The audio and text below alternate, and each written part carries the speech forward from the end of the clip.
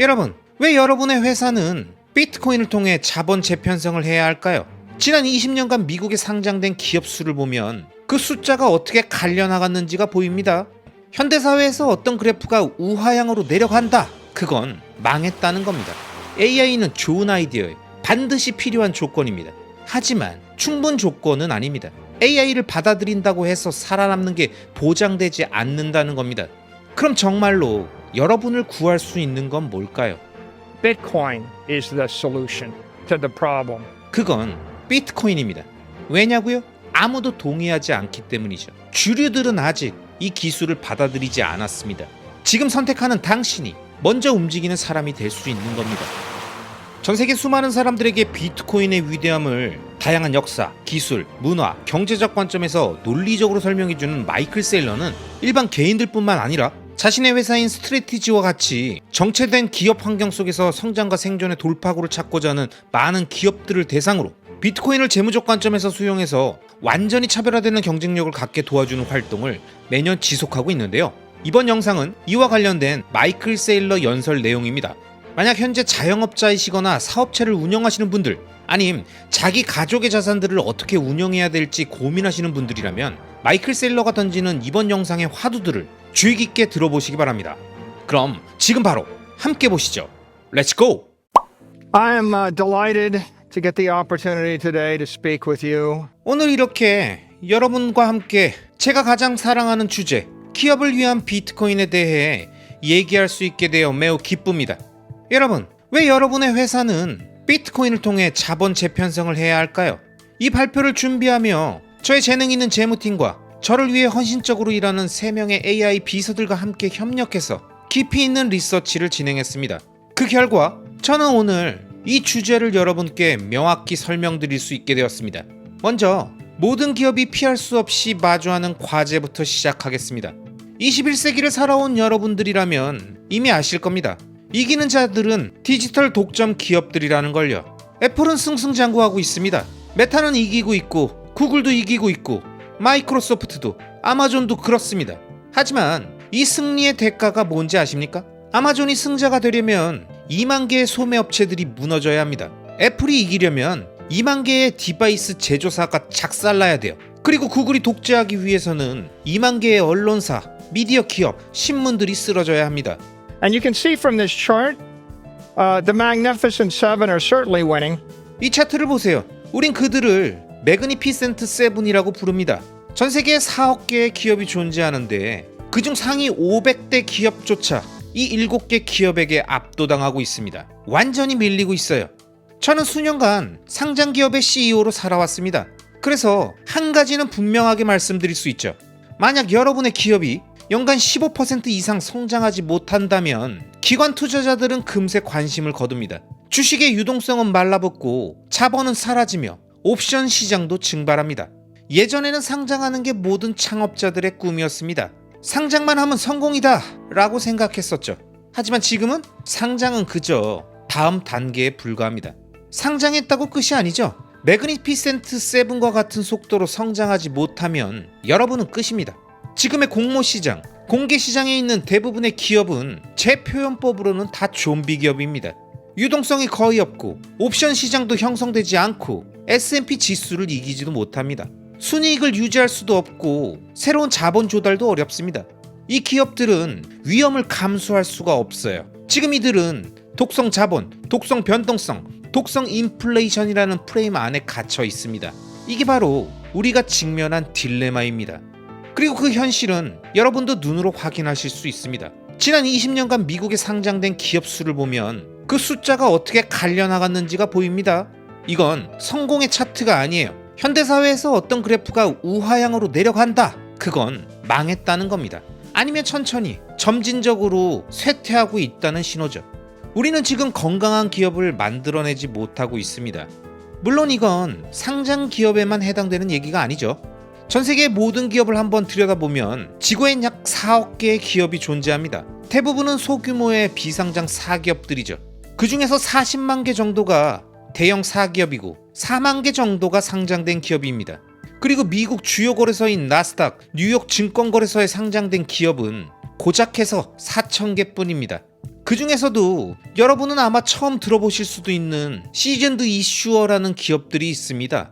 혹시 이 자리에서 시즌드 이슈어가 무엇인지 아시는 분이 계신가요? 이걸 아시는 분이 있는지가 궁금하네요. 네, 좋습니다. 여러분들은 오늘 또 새로운 걸 하나 배우게 되셨습니다. 시즌드 이슈어란 SEC에 등록 서류를 제출하면 당일 안에 증권을 발행할 수 있을 만큼 충분히 성숙하고 안정된 상장 기업을 말합니다. 다시 말해서 전 세계 4억 개 기업 중에 400개만이 세계 최고 자본인 미국에서 마찰 없이 자본을 조달할 수 있는 그런 자격을 갖추고 있다는 뜻입니다. 400개 중에 하나라니요. 확률로 따지면 100만 분의 1입니다. 이게 과연 공정한 시스템일까요? 미국의 전체 기업 중에 0.06%만이 자본시장의 문을 열 수 있습니다.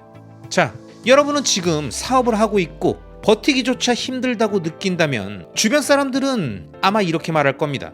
그건 네가 아직 노력을 덜해서 그래. 더 잘하고 더 열심히 했었어야지. 근데 그게 정말 전부일까요? 아니죠. 현실은 기존 자본시장 자체가 배타적이고 엘리트 중심으로 설계되어 있기 때문입니다. 이런 구조는 수천 년 전부터 이어져 왔을 수도 있지만 확실한 출발점은 1933년과 1940년에 제정된 SEC 법안입니다. 이 법의 본질적인 목적은 너무 창의적이고 진취적인 기업은 자본시장에 접근하지 못하도록 막기 위해 만들어진 거라는 거죠.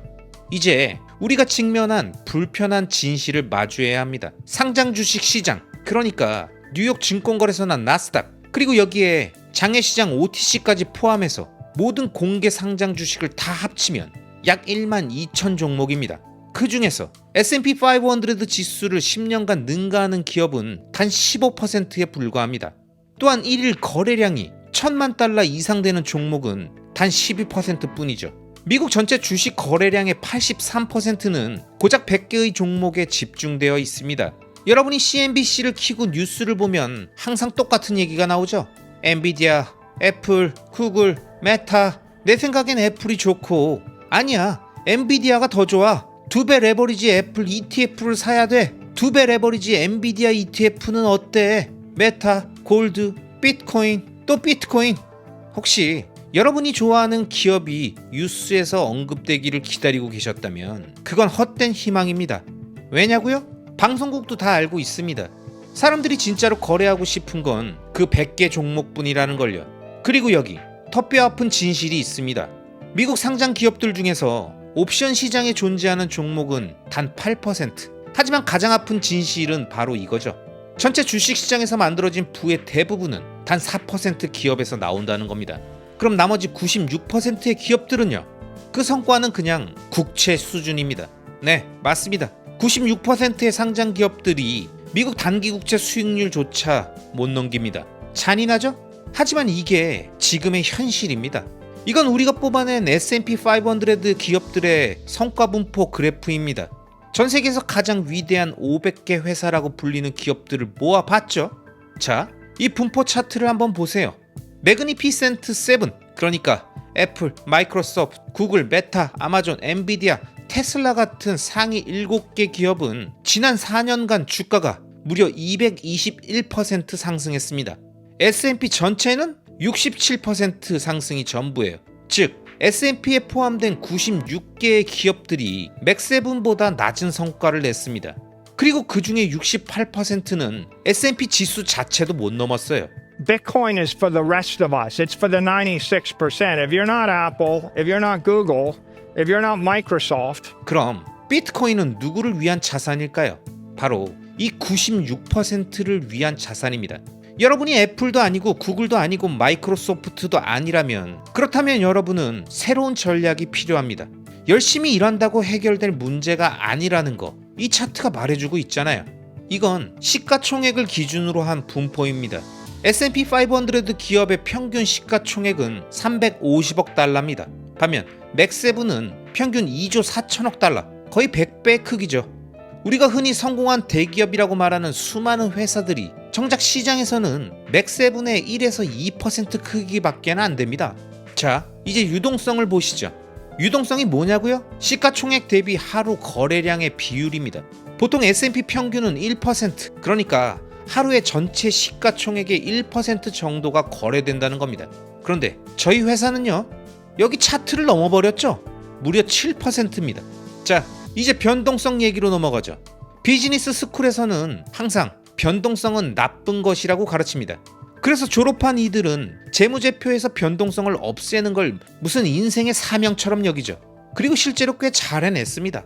이 차트를 보세요. S&P 지수보다 변동성이 낮은 기업이 이렇게나 많습니다. 그런데 말이죠. S&P보다 변동성이 높은 사람들은 누구일까요? 다 여러분이 존경하는 부자들입니다. 베르나르 아르노, 제프 베조스, 마크 저커버그, 일론 머스크, 이런 사람들이 가진 자산은 S&P보다 훨씬 더 큰 변동성을 가지고 있습니다. 왜일까요? 그들은 자신의 변동성을 없애지 않았기 때문이죠. 그런데 지금 잘 나간다는 회사들은 최다 변동성 줄이겠다고 온갖 노력을 하고 있죠. 가장 확실하게 변동성을 없애는 방법이 뭔지 아십니까? 바로 당신이 가진 모든 돈을 남한테 주는 겁니다. 만약 여러분이 가족의 재산의 변동성을 없애고 싶다면 가장 간단한 방법이 있죠. 가족의 모든 자산을 자선단체에 기부하면 됩니다. 회사의 변동성을 없애고 싶다고요? 그럼 그 회사가 가진 모든 자본, 모든 현금을 자사주 매입에 쓰거나 배당으로 다 뿌려버리거나 아니면 그냥 남한테 주면 됩니다. 효과는 확실해요. 근데 말이죠. 이걸 이렇게 정리해서 얘기하면 거의 농담 같지 않나요? 좋아, 내 전략은 이거야. 내가 가진 모든 부를 포기하면 이제 더는 일을 걱정 안 해도 되겠지? 제발 진지하게 한번 생각해 보세요. 자, 이건 옵션 시장의 미결제 약정을 시가총액 대비 비율로 나타낸 분포입니다. 사람들이 테슬라나 엔비디아를 거래하고 싶은 이유가 뭘까요? 기사거리도 많고 추측도 하고 소문도 많고 뭔가 거래할 거리가 있잖아요. 하지만 대부분의 S&P 500 기업들은 거의 옵션 시장에서 존재감이 없습니다. 심지어 수십억 달러짜리 회사들조차 옵션 시장이 아예 없어요.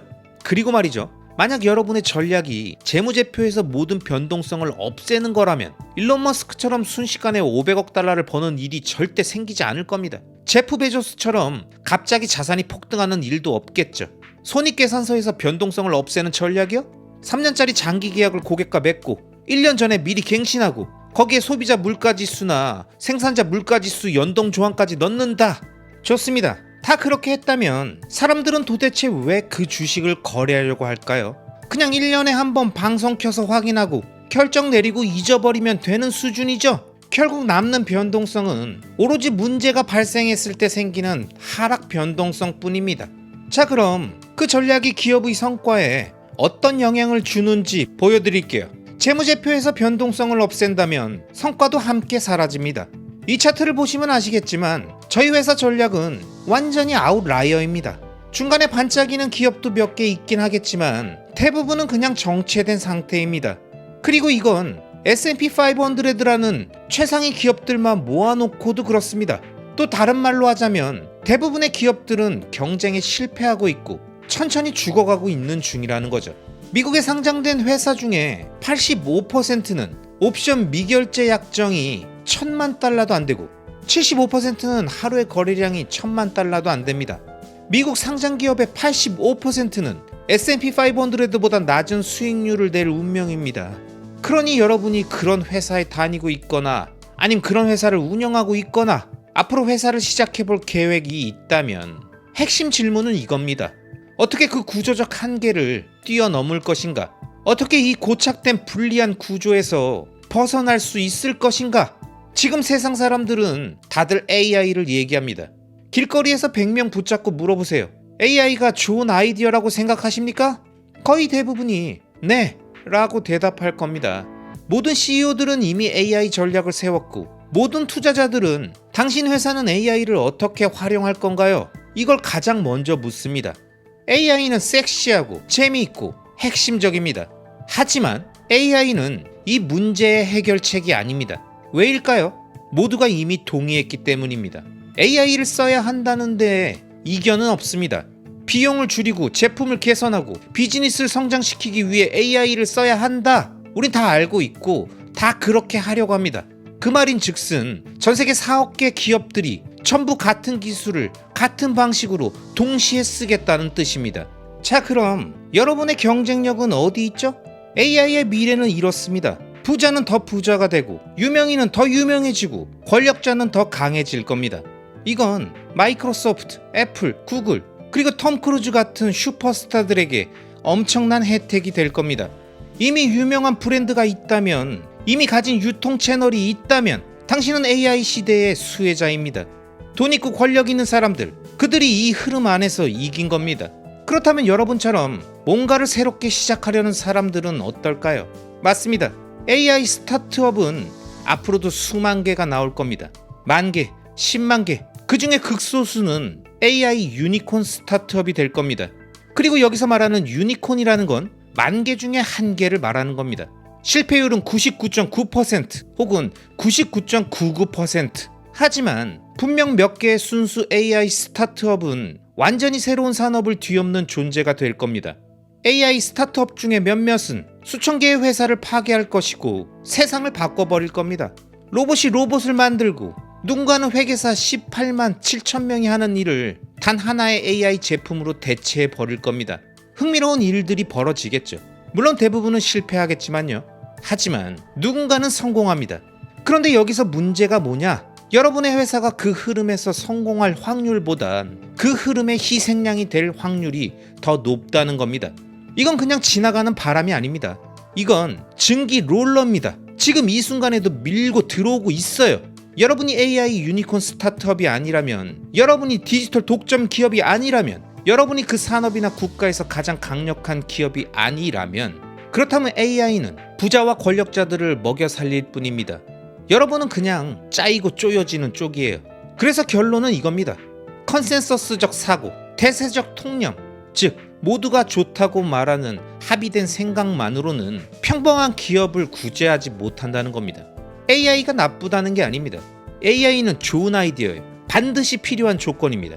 10년 후에도 계속 사업을 하고 싶다면 AI는 무조건 도입해야 합니다. 그건 의심할 여지가 없습니다. AI는 필요 조건입니다.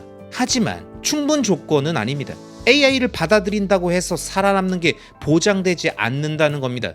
그럼 정말로 여러분을 구할 수 있는 건 뭘까요? Bitcoin is the solution to the problem. 그건 비트코인입니다. 왜냐고요? 아무도 동의하지 않기 때문이죠. 대부분의 사람들은 비트코인이 그 해답이라고 생각하지 않습니다. 회사의 자산을 비트코인으로 바꿔야 하나요? 이 질문에 동의하는 사람은 정말 적습니다.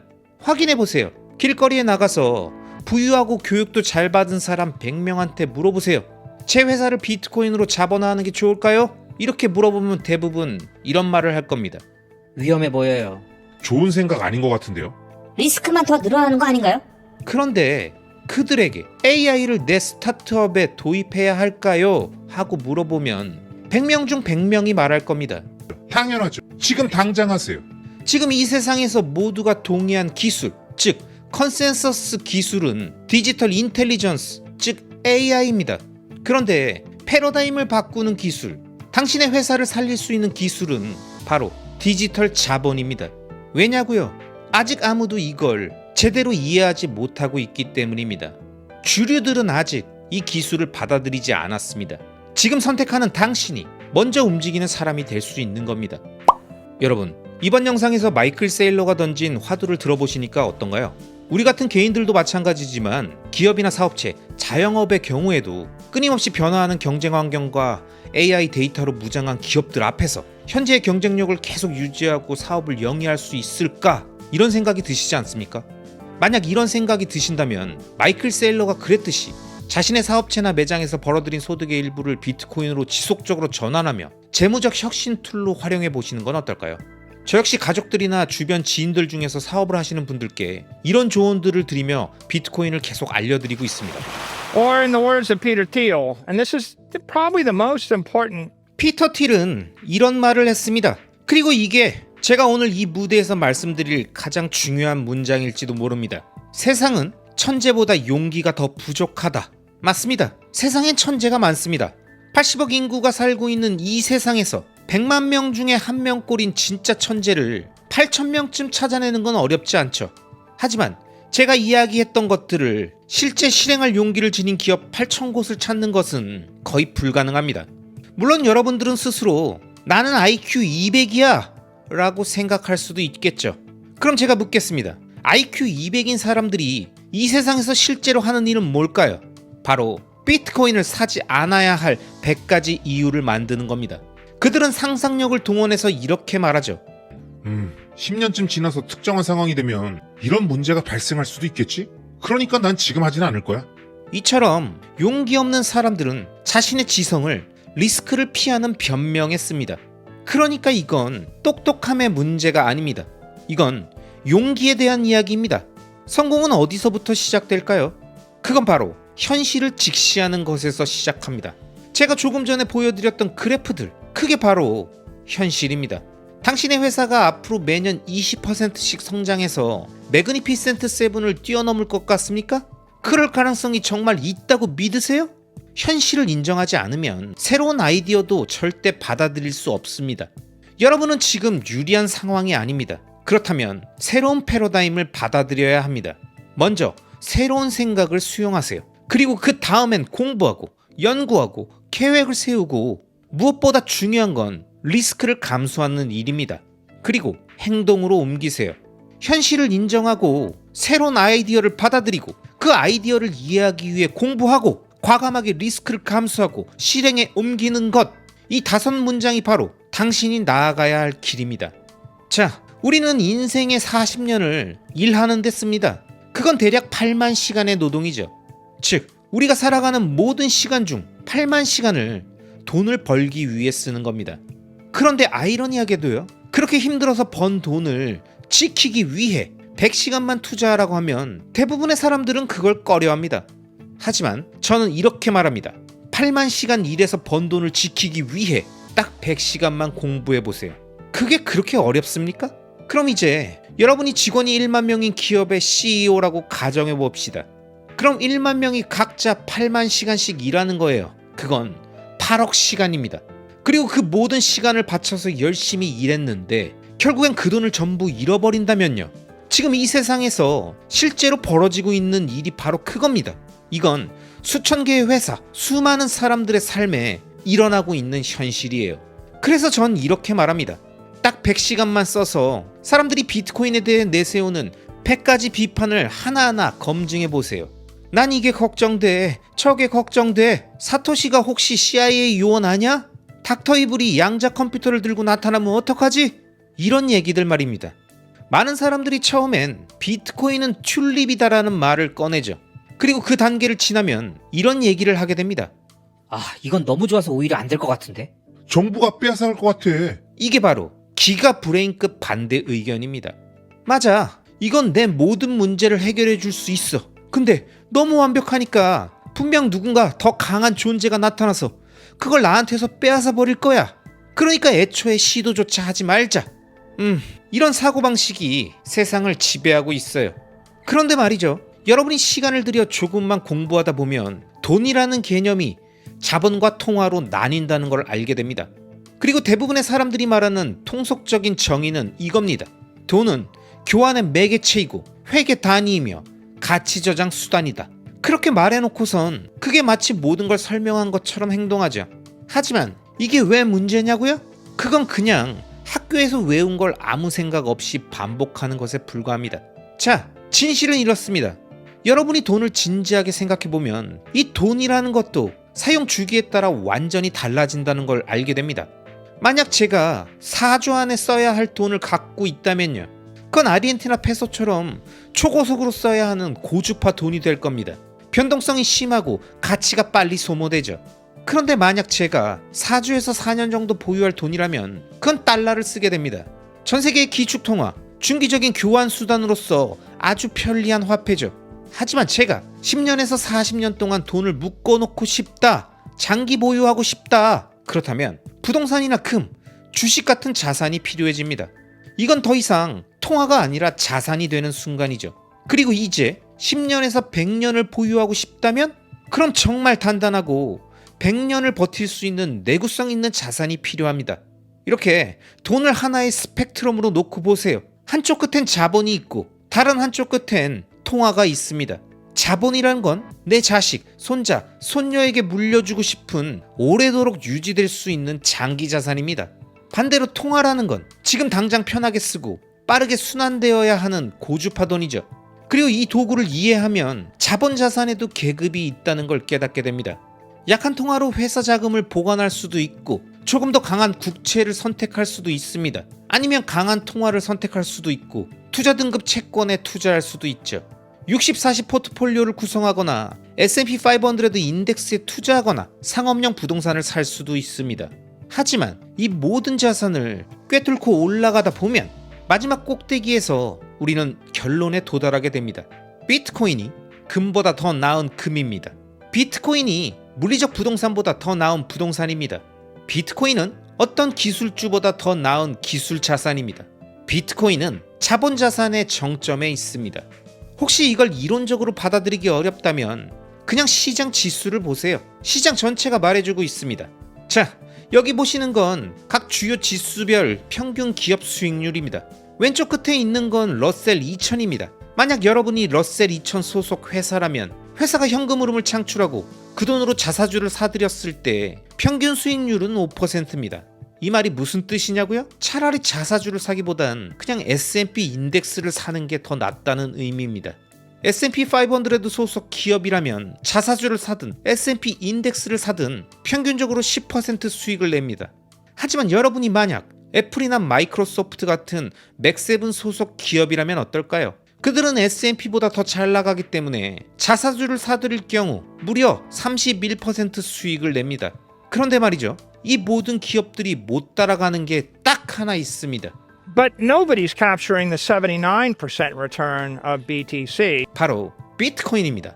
비트코인의 수익률은 79%. 그래서 여러분께 묻겠습니다. 여러분이 러셀 2000 소속 기업이라면 자사주를 사들이지 말고 비트코인을 사세요. 5% 대신 79% 수익이 생깁니다. 배당으로 현금을 뿌리지 말고 그냥 비트코인을 사면 됩니다. 이게 무슨 말이냐? 여러분은 지금 연매출 1배 수준의 가격으로 연 79% 성장하는 회사를 매수하는 셈입니다. 제가 여러분에게 이렇게 묻는다면 어떨까요? 자, 전 세계적으로 통하는 디지털 독점 기업 하나가 있어요. 매출 1배에 살 수 있고 매년 79% 성장합니다. 지금 현금으로 살 수 있어요. 사시겠습니까? 이렇게 물어보면 모두가 삽니다. 이런 기회를 마다할 기업은 지구상에 단 하나도 없어요. 연 20%, 30%, 40%, 50%, 60%, 70%, 80% 성장하는 고성장 독점 기업을 매출 1배 수준으로 살 수 있다면 당연히 사야죠. 근데 그게 어딨냐고요? 바로 저기 있잖아요. 그게 바로 비트코인입니다. 혹시 제가 숫자를 짜맞췄다고 생각하실 수도 있겠죠? 그래서 보여드리는 겁니다. 여기 보세요. 2008년부터 2018년까지, 2014년부터 2025년까지 10년 단위로 잘라본 퍼포먼스를 보시면 비트코인은 계속해서 모든 걸 압도해 왔습니다. 가장 나빴던 10년 수익률조차 비트코인은 50%였습니다. 그게 최악입니다. 믿기지 않죠? 그럼 이렇게 생각해 보세요. 세상에서 가장 똑똑한 자산운용가를 고용해서 여러분의 돈을 굴리게 하면 비트코인보다 낫지 않을까요? 박사학위를 가진 사람들이 수두룩한 전문가들이 돈을 관리하는 하버드, 예일, 스탠퍼드, MIT 같은 아이비리그 기금 운용 수익률을 보죠. 결과는 충격적입니다. 이들은 평균적으로 S&P보다 3%나 낮은 수익률을 냅니다. 즉 아무것도 하지 않고 그냥 S&P에 넣었으면 무려 50%나 성과가 더 좋았다는 얘기죠. 수많은 기가 브레인들이 복잡한 전략을 들고 나오지만 정작 단순한 인덱스조차 못 이깁니다. 가치를 만들어내는 게 아니라 오히려 파괴하고 있는 거죠. 그런데 비트코인은요, 이 모든 전략들을 시간이 지나면 지날수록 계속 압도하고 있습니다. 어디를 봐도 이걸 능가하는 전략은 없습니다. 정말 설득력 있는 대안이 없다는 뜻입니다. 그렇다면 비트코인은 뭘까요? What is Bitcoin? Well, Bitcoin's the best strategy. 비트코인은 전략입니다. 그것도 최고의 전략입니다. 무슨 전략이냐고요? 주주 가치를 극대화하는 최고의 전략, 회사를 성장시키는 최고의 전략, 투자자에게 수익을 돌려주는 최고의 전략, 회사를 영원히 존속시키는 최고의 전략입니다. 그럼 그 다음으로 좋은 전략은 뭘까요? 코끝을 비비고 주문을 외워서 갑자기 엔비디아가 되길 바라는 거?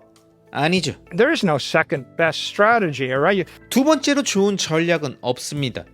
지난 5년 동안 매년 평균 56% 수익률을 꾸준히 낸 자산이 있는데 그걸 이길 다른 자산이 어디 있겠습니까? 여러분, 이번 영상에서 마이클 세일러는 시원시원하게 비트코인의 위대함을 쭉쭉 설명하죠?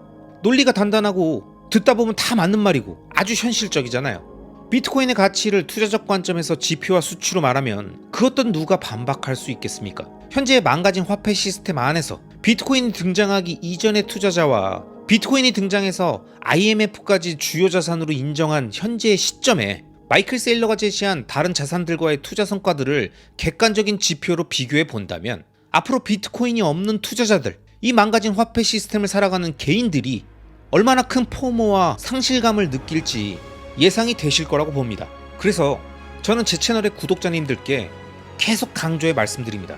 이 영상에 제가 달아놓은 비트코인 관련 서적들, 이 책들을 꼭 읽어보시고 비트코인을 정확히 이해해 보시기 바랍니다.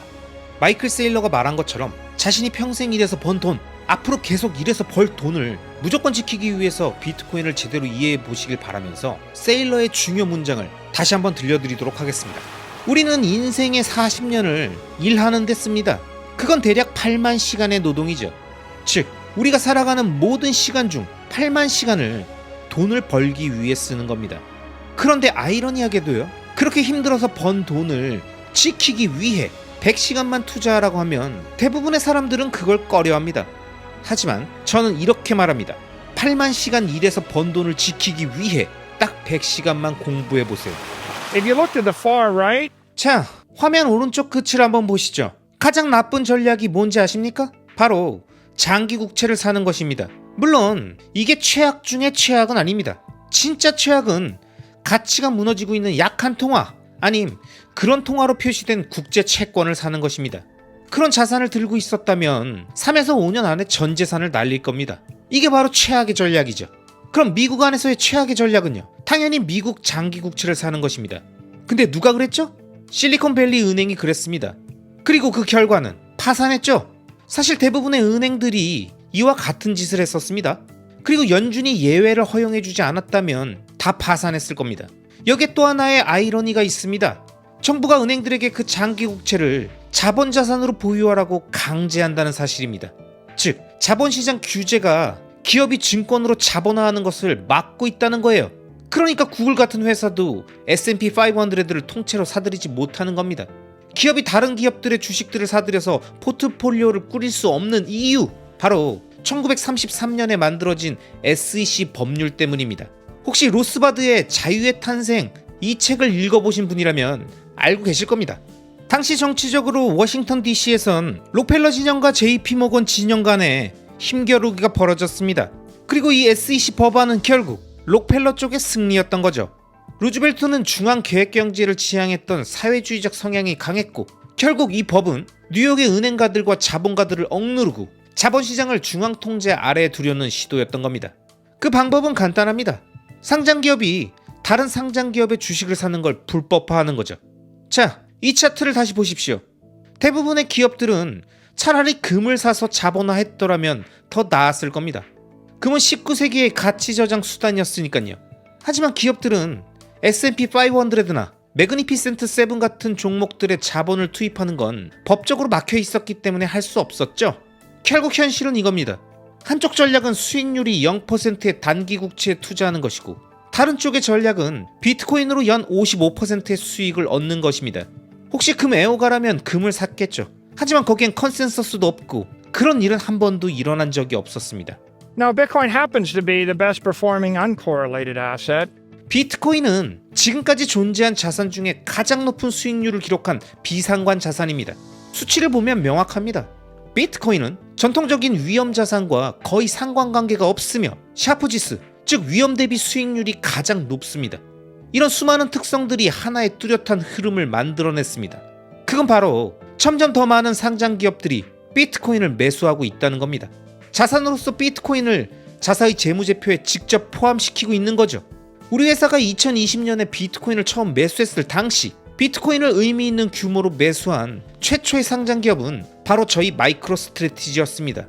그때 이후로 지금까지 상장 기업만 70곳, 비트코인 보유 총액은 약 685억 달러, 그리고 매주, 매월 전 세계에서 새로운 기업들이 꾸준히 들어오고 있습니다. 그럼 이제 마이크로스트래티지의 이야기를 드릴 차례입니다. 2020년 8월 우리는 현실을 직면했었습니다. 할 수 있는 건 다 해봤었거든요. 자사주 매입, 막대한 마케팅 비용, 영업비 지출, 세일즈 인력 확장, 기술 조직 확대, 수십 개의 신규 사업을 출시했다 접기도 했죠. 정말 가능한 모든 전략을 시도했었습니다. 그런데 그 어느 것도 효과가 없었습니다. 그리고 코로나로 세상이 멈췄을 때 우리는 빠른 죽음, 느린 죽음, 아니면 모험, 이 세 가지 중에 하나를 택해야 한다는 걸 깨달았습니다. 그래서 우리는 모험을 선택했습니다. 그 당시 우리의 주가는 12달러였고 그 중에 6달러는 현금 가치였습니다. 즉 기업의 실제 가치는 6달러에 불과했던 거죠. 그리고 지금은 어떻습니까? 이 슬라이드를 만들 당시 우리의 주가는 394달러였습니다. 우리는 그때 기업을 6에서 8달러에 팔 수도 있었지만 그 대신 완전히 새로운 아이디어를 받아들였고 리스크를 감수하는 길을 택했습니다. 그 결과는 어땠을까요? 당시 우리의 주식 거래량은 하루에 500만 달러 수준이었지만 지금은 하루 거래량이 59억 달러에 달합니다. 옵션 시장에서의 미결제 약정도 당시엔 100만 달러 수준이었는데 지금은 960억 달러까지 치솟았습니다. 우리는 그 당시에 변동성조차 없던 기업이었지만 지금은 전 세계 투자자들이 매일 움직임을 주시하는 비트코인과 함께 진화한 기업이 된 겁니다. 우리는 그때 정말 예측 가능할 정도로 재미없는 그런 회사였습니다. 진짜 슬픈 사실은요, 우리는 사실 꽤 많은 현금을 벌고 있었다는 겁니다. 연매출이 5억 달러 정도였고 연간 7,500만 달러의 현금 흐름을 만들어내고 있었어요. 하지만 그럼에도 불구하고 우리는 좀비 기업이었습니다. 잘못 운영되고 있었던 게 아닙니다. 운영은 잘 되고 있었다니까요. 하지만 문제는 우리가 마이크로소프트와 정면으로 경쟁하고 있었다는 점이죠. 그리고 마이크로소프트는 지금도 지구상의 모든 비즈니스의 목줄을 쥐고 있는 회사입니다. 제가 감히 이렇게 말씀드릴게요. 여러분이 미국 기업이라면 미국을 떠나는 것보다 마이크로소프트를 떠나는 게 더 어렵습니다. 한번 생각해 보세요. 그게 지금 현실입니다. 그만큼 그 회사는 압도적인 힘을 갖고 있다는 얘기예요. 그래서 우리는 2억 5천만 달러라는 초기 비트코인 투자 결정을 내렸고 그 이후에 계속해서 밀어붙였습니다. 그 결과 자본시장은 우리에게 260억 달러의 추가 주주가치로 보답해줬고 총 375억 달러의 자본 조달을 이끌어낼 수 있었습니다. 2억 5천만 달러의 출발점이 375억 달러로 이어진 겁니다. 그리고 그 기반에는 명확성, 확신, 용기, 그리고 헌신이 있었습니다. 우리는 앞으로 나아갔고 세상은 우리가 승리하길 원했습니다. 실제로 여러분이 해보면 알게 될 겁니다. 고객들이 여러분을 지지하고 투자자들이 여러분을 지지하고 자본시장이 여러분을 지지한다는 사실을요. 지금 시장을 지배하는 맥7 기업들, 애플, 마이크로소프트, 엔비디아 같은 대형주에 대부분의 투자자들은 지나치게 과하게 투자되어 있습니다. 그렇기 때문에 이들은 그 외에 어디에 투자해야 할지를 찾고 있는 겁니다. 자, 그럼 세상의 CFO들, 세계 최고 기업의 최고 재무 책임자들은 요즘 뭘 자랑할까요? 그들은 요즘 자본을 포기한 이야기를 자랑합니다. 우리는 최고의 기업을 만들었고 엄청난 자본이 생겼어. 근데 그걸 쓸 데가 없어서 그냥 자사주 매입으로 다 돌린다. 이렇게 말이죠. 근데 이게 무슨 뜻입니까? 투자자들 입장에서 보면 지금 그들은 애플, 마이크로소프트, 엔비디아 같은 곳에서 수천억 달러씩 매년 쏟아져 나오는 자본을 받고 있는 겁니다. 이 돈을 어디엔가 새롭게 투자해야 하잖아요. 그래서 제가 말하고 있는 겁니다. 우리 마이크로스트래티지라는 회사는 그 자본이 흘러갈 새로운 통로가 된 것입니다. 여기서 비주류적 사고, 즉 논 컨센서스적 사고방식이 큰 차이를 만들어냈습니다. 왜냐고요? 여러분이 좋아하는 그 잘나가는 회사들, 그 기업들은 지금 열심히 자기 돈을 없애는 중이거든요. 반면에 우리는 자본을 모으는 쪽을 선택했습니다. 우리는 오히려 자본의 양극화된 전략을 취한 겁니다. 우리는 지금 자본을 끌어당기고 있습니다. 하지만 대부분의 다른 기업들은 자본에 대해 음극화, 즉 자본을 밀어내는 성격을 가지고 있습니다. 이런 흐름은 2024년 성과에서 확실히 드러납니다. 우리 회사는 2020년에 연매출 5억 달러 수준의 기업이었고 연간 순이익도 5천만에서 7천만 달러 수준에 불과했었죠. 그랬던 회사가 작년 한 해 동안 226억 달러의 자본을 유치했습니다. 올해도 현재까지 벌써 101억 달러를 조달했어요. 그럼 이 돈을 누가 주고 있는 걸까요? 투자자들입니다. 왜? 그들은 돈을 벌고 싶으니까요. 근데 애플은요, 그들은 돈을 원하지 않습니다. 메타? 돈 안 받아요. 엔비디아? 필요 없어요. 이 모든 잘나가는 회사들 지금 투자금이 넘쳐납니다. 그래서 그들은 추가로 돈을 받고 싶어 하지 않아요. 그리고 나머지 수많은 기업들은 그런 독점 기업들을 이길 능력이 없습니다. 그러니 투자자들은 그들에게도 돈을 주고 싶어 하지 않죠. 결국 투자자들이 원하는 건 하이퍼 성장하는 디지털 유니콘, 디지털 독점 기업입니다. 그런 회사에 자신들의 자본을 투자하고 싶어 하는 거죠. 제가 오늘 여러분께 말씀드리는 게 바로 이겁니다. 당신의 회사도 비트코인과 합병한다면 그런 디지털 독점 기업이 될 수 있습니다.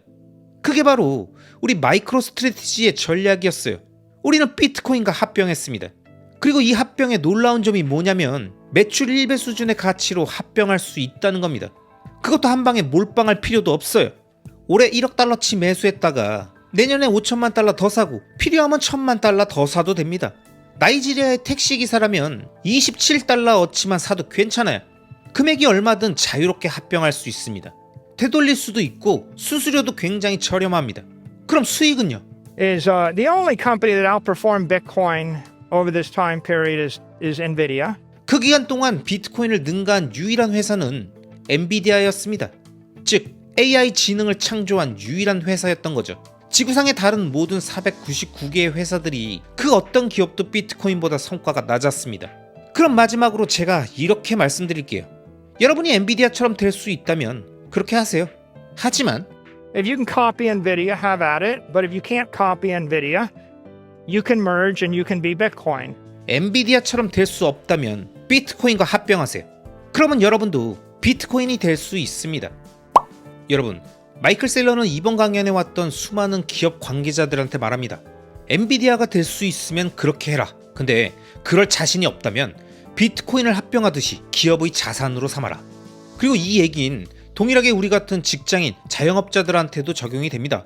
회사에서 일하기 너무 짜증나고 위에서 말 같지 않은 거 시키고 답답한 얘기들만 해도 듣고 있어야 되고 장사도 어렵고 경기도 안 되고 손님도 줄어들어서 스트레스 많이 받고 있고 그래서 이렇게 힘든 현실에서 피하기 위해서 다 때려치고 싶은 생각이 들고 회사 나가서 사업이나 하고 싶고 괜찮은 사업에 지분 투자나 해서 월배당 따박따박 받고 싶죠.